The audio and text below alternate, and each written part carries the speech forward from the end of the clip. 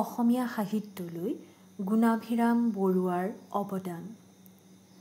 গুণাভিৰাম বৰুৱা আছিল এগৰাকী অসমীয়া সাহিত্যিক, নাট্যকাৰ, প্ৰবন্ধকাৰ, বুৰঞ্জীবিদ আৰু সমাজ সংস্কাৰক।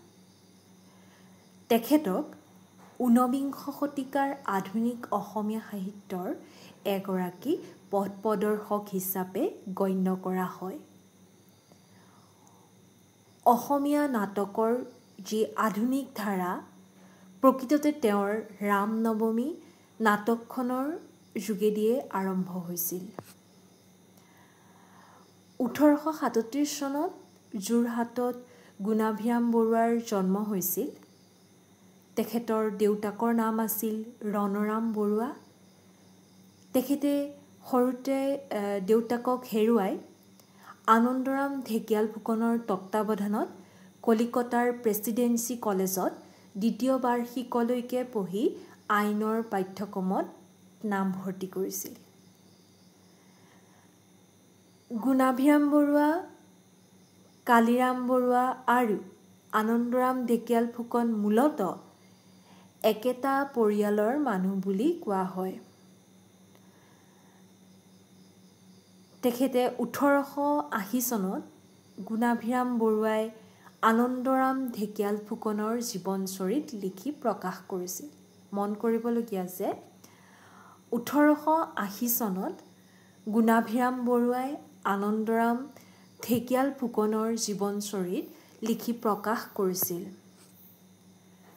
কলিকতাৰ পৰা আহি গুণাভিৰাম বৰুৱাই ব্ৰিটিছ চৰকাৰৰ অধীনত অতিৰিক্ত সহকাৰী উপায়ুক্তৰ চাকৰিত যোগদান কৰিছিল। 1859 চনত তেখেতে চাকৰিত যোগদান কৰি আৰু এবছৰৰ পিছতেই এক্সট্ৰা এছিষ্টেণ্ট কমিছনাৰ পদলৈ উন্নীত হয়। 30 বছৰ তেখেতে চাকৰি কৰাৰ পাছত 1890 চনত চাকৰিৰ পৰা অৱসৰ গ্ৰহণ কৰি তেওঁ কলিকতাত নিগাজীকৈ থাকিবলৈ লয়। 1894 চনত কলিকতাতে তেখেতৰ মৃত্যু হৈছিল। তেখেত যেতিয়া কলিকতাত আছিল সেই সময়ত সমাজ সংস্কাৰক ঈশ্বৰচন্দ্ৰ বিদ্যাসাগৰৰ সান্নিধ্যলৈ আহিছিল আৰু ব্ৰাহ্ম সমাজৰ দ্বাৰা অনুপ্ৰাণিত হৈছিল। তেওঁ ব্ৰাহ্মণ হোৱা স্বত্বেও হিন্দু ধৰ্মৰ গোড়ামী দেখি ব্ৰাহ্মণ ধৰ্ম গ্ৰহণ কৰি সমাজ সংস্কাৰমূলক কাম-কাজত আগভাগ লৈছিল। তেখেতৰ প্ৰথমা পত্নী ব্ৰজসুন্দৰীৰ মৃত্যুৰ পিছত গুণাভিৰাম বৰুৱাই এগৰাকী ব্ৰাহ্মণ বিধৱা বিষ্ণুপ্ৰিয়াক বিয়া কৰাইছিল। নাৰী শিক্ষাৰ ক্ষেত্ৰতো গুণাভিৰাম বৰুৱাই বৰঙণি আগবঢ়াইছিল আৰু তেখেতে নগাঁৱত চাকৰি কৰি থাকোঁতে নিজৰ জীয়েক স্বৰ্ণলতা দেৱীক কলিকতালৈ শিক্ষা গ্ৰহণৰ বাবে পঠাইছিল। তেখেতৰ সাহিত্যিক জীৱনৰ সম্পৰ্কে যদি আমি চাওঁ, অসমীয়া আলোচনী অৰুণোদয় পাততে গুণাভিৰাম বৰুৱাই সাহিত্যিক জীৱনৰ পাতনি মেলিছিল। তাত তেখেতে বিশেষকৈ নাৰী শিক্ষা আৰু বিবাহ সংস্কাৰৰ ওপৰত কিছুমান প্ৰবন্ধ লিখিছিল। 1857 চনত তেখেতৰ প্ৰথম নাটক ৰাম নৱমীৰ পৰাই আধুনিক অসমীয়া নাট্য সাহিত্যৰ ধাৰা আৰম্ভ হৈছিল।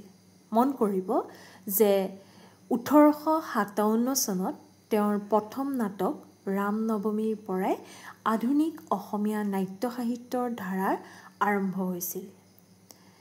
এই নাটকখনত ৰামচন্দ্ৰ আৰু নৱমী নামৰ দুটা মুখ্য চৰিত্ৰলৈ লিখা এই নাটৰ মূল বিষয়বস্তু আছিল বিধৱা বিবাহ।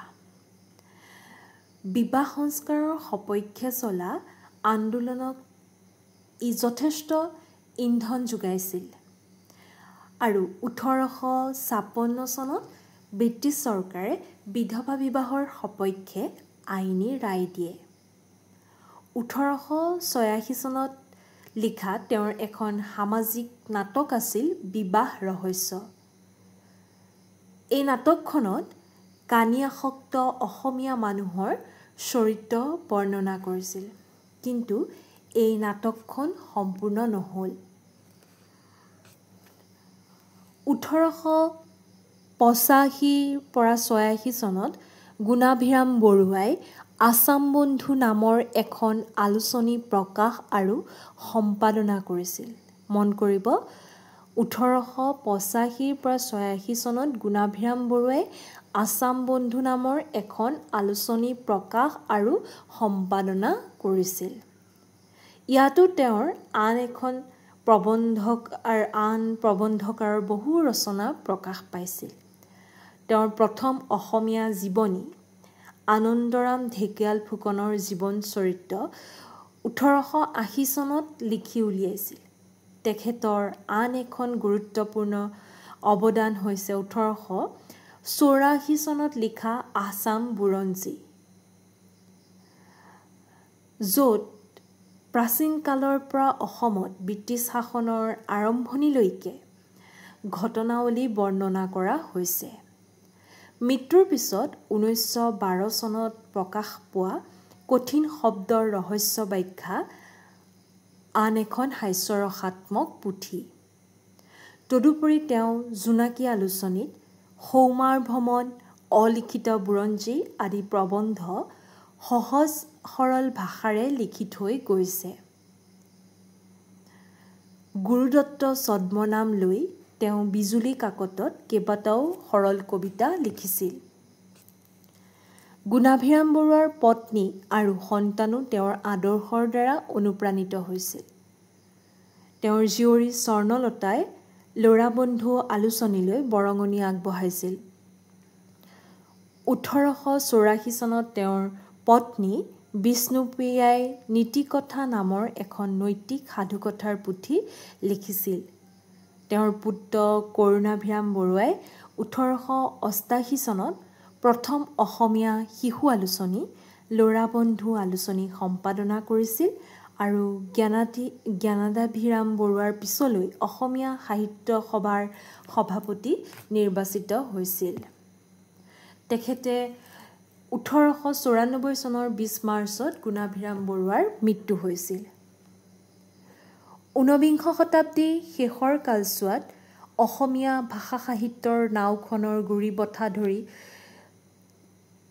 চলাই নিছিল যি দুজন পুৰুষে। তেওঁলোকৰ এজন হ'ল হেমচন্দ্ৰ বৰুৱা আৰু আনজন হ'ল আমাৰ গুণাভিৰাম বৰুৱা। ঐতিহাসিক গৱেষণা, জীৱনচৰিত, ভ্ৰমণ বৃত্তান্ত, নাটক ৰচনা, কাকত সম্পাদনা কৰা এই সকলো বিষয়তে গুণাভিৰাম পথ প্ৰদৰ্শক আছিল। গুণাভিৰামৰ অমায়িক ব্যক্তিত্বই নগাঁৱত আৰু শেষত কলিকতাত ডেকাচামক সাহিত্যৰ ক্ষেত্ৰলৈ আগবাঢ়িবলৈ উদগনি যোগাইছিল। তেওঁ সৰলতা, অমায়িকতা, স্বদেশ প্ৰীতিৰ নিদৰ্শন দাঙি ধৰে। তেওঁৰ সৌমাৰ ভ্ৰমণ আৰম্ভণিৰ যিটো অনুচ্ছেদ তাৰ জৰিয়তে তেওঁ সেই সৰলতা পৰিস্ফুট হৈছে।